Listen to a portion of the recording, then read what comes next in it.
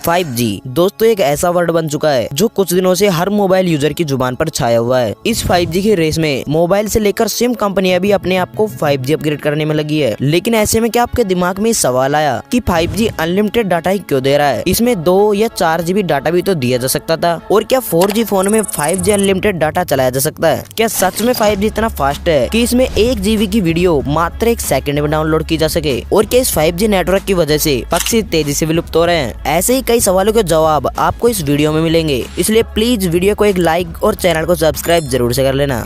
दोस्तों 5G हमारे India में नहीं बल्कि यूरोप, कोरिया, अमेरिका, चीन, ऑस्ट्रेलिया और अफ्रीका जैसे देशों में भी लॉन्च हो चुका है। आज 5G 92 देश और 10,000 से अधिक शहरों तक फैल चुका है। लेकिन दोस्तों 5G को समझने के लिए हमको थोड़ा पीछे जाना पड़ेगा, जहाँ से 1G 2G की शुरुआत हुई थी। तो चलिए थोड़ा फ्लैशबैक में चलते हैं।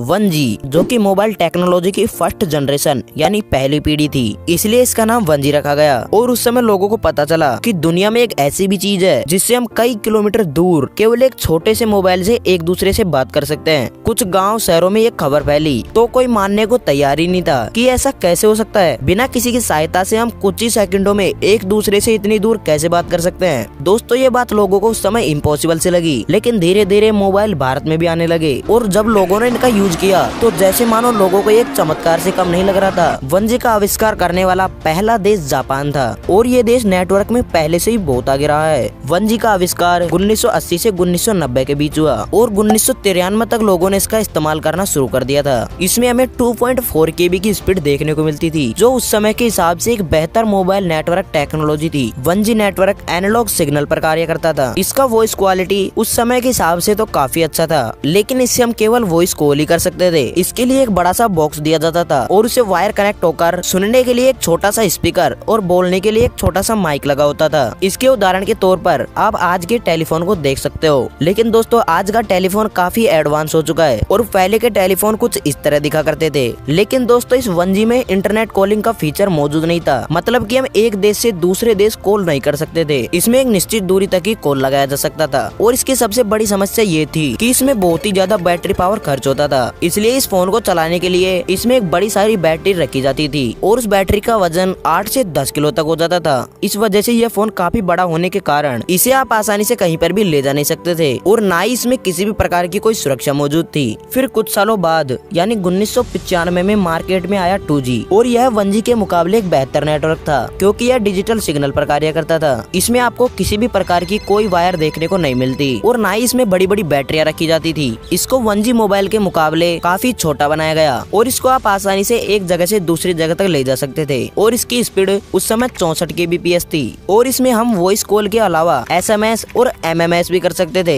MMS यानी इसमें फोटो, वीडियो, ऑडियो जैसी चीज भी आपस में शेयर की जा सकती थी। आपको उस समय 2G फोन में camera, message, phone book, FM radio, alarm जैसे काफी सारे फीचर ऐड कर दिए गए, लेकिन यह फोटो वीडियोस भेजने में पूरी तरह सक्षम नहीं था। और दोस्तों शायद ये बात आपको पता नहीं होगी कि 2G के बाद 3G लॉन्च करने से पहले 2.5G भी लॉन्च किया गया था। इसमें GPRS यानी जनरल पॉकेट रेडियो सर्विस देखने को मिल जाती थी, जिससे आप वेब ब्राउजिंग, ईमेल जैसे नए नए फीचर का मजा ले सकते थे। पर इंटरनेट की दुनिया में इसे भी कुछ खास सफलता नहीं मिली और कुछ सालों बाद मार्केट में एंट्री होती है 3G की और इसके आते ही नेटवर्क मार्केट में तबाही मच गई, क्योंकि आप इसमें ऑडियो कॉल के साथ साथ वीडियो कॉल, फास्ट नेटवर्क जैसी कई सारी सुविधाएं मौजूद थी और इसमें इंटरनेट की स्पीड 64 KB से बढ़ाकर सीधा 2 MB कर दी गई और इससे फिर आसानी से फोटो, वीडियो, ऑडियो एक जगह से दूसरी जगह ट्रांसफर किए जा सकते थे। इसकी शुरुआत से ही भारत में कई सारी नई नई कंपनियों ने स्मार्टफोन लॉन्च करने शुरू कर दिए और यहीं से ही शुरू हुई स्मार्टफोन की दुनिया। डेटा की स्पीड बढ़ा देने से कई सारे काम इंटरनेट के जरिए किए जाने लगे। यह इतना फास्ट हो चुका था कि इससे आप एक देश से दूसरे देश कांटेक्ट कर सकते थे और इसी की वजह से मोबाइल में 3D गेम भी दिए जाने लगे।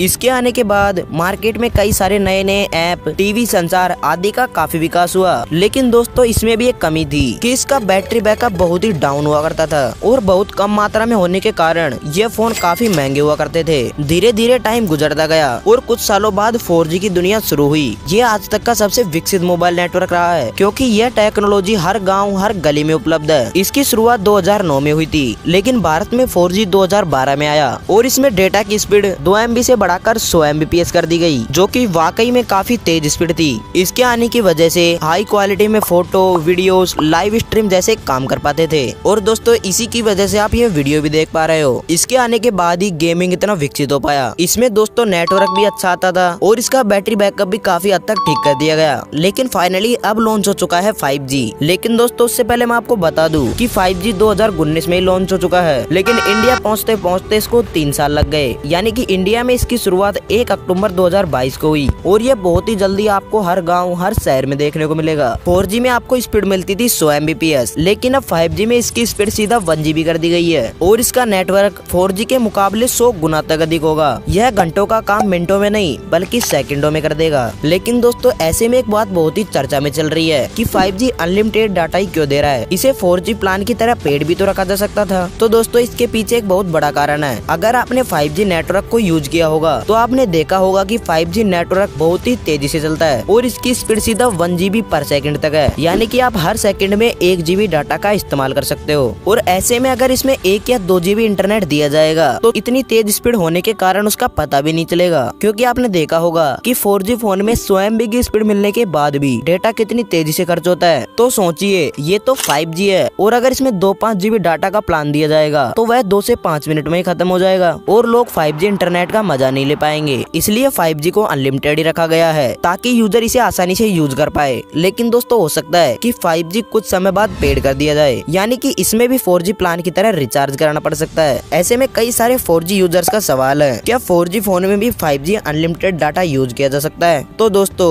4G फोन में 5G सिम तो सपोर्ट करेगा, लेकिन उसमें नेटवर्क 4G दिखाएगा। क्योंकि आपने देखा होगा कि आप अपने 4G सिम को 3G या 2G फोन में लगाएंगे तो सिम तो उसमें प्रॉपरली वर्क करता है, लेकिन जब कीपैड के मोबाइल में 4G सिम को लगाया जाता है तो उसमें इंटरनेट 2G चलता है। ठीक उसी तरह 5G फोन में 4G सिम तो चलेगा, लेकिन उसमें नेटवर्क 4G आएंगे। क्योंकि दोस्तों 4G फोन में 5G नेटवर्क भला कैसे चल सकता है और आपको कुछ समय बाद 5G में शिफ्ट होना पड़ेगा। लेकिन दोस्तों हर चीज के फायदे और नुकसान दोनों होते हैं। ठीक उसी तरह 5G के फायदे नहीं बल्कि कुछ नुकसान भी हैं। जैसे कि 5G नेटवर्क आने से मौजूदा टावर एवं अन्य उपकरणों को 5G अपग्रेड करना पड़ेगा, जिसके लिए कंपनियों को भारी मात्रा में इन्वेस्ट करना पड़ सकता है। और साथ ही आपके पास भी जितने 4G डिवाइसेस हैं उन्हें भी आपको या तो बदलना होगा या 5G में अपग्रेड करना होगा। उसके लिए काफी सारा खर्चा होगा। इस वजह से महंगाई में भी काफी बढ़ोतरी देखने को मिल सकती है। 5G आने से नेटवर्क की स्पीड काफी हद तक बढ़ जाएगी और हैकर्स के लिए 5G से डाटा चुराना काफी आसान हो जाएगा। कई सारे हेल्थ कनेक्शन जो 5G से जुड़े हैं उनका कहना है कि इससे निकलने वाले रेडियंस हमारे शरीर को काफी हद तक नुकसान पहुंचाएंगे और इससे कई सारी नई बीमारियां उत्पन्न भी हो सकती है। इसका नेटवर्क तेज होने के साथ ही इसकी रेडियंस किरणें भी बहुत तेज हैं और इससे आसमान में उड़ने वाले कई सारे पक्षियों की प्रजाति भी विलुप्त हो सकती है। दोस्तों यह 5G नेटवर्क जितना फायदेमंद है उतना ही नुकसानदायक भी। वैसे दोस्तों आपको क्या लगता है 5G नेटवर्क सही है या हमारा पहले वाला 4G सही था? कमेंट बॉक्स में जरूर बताइएगा।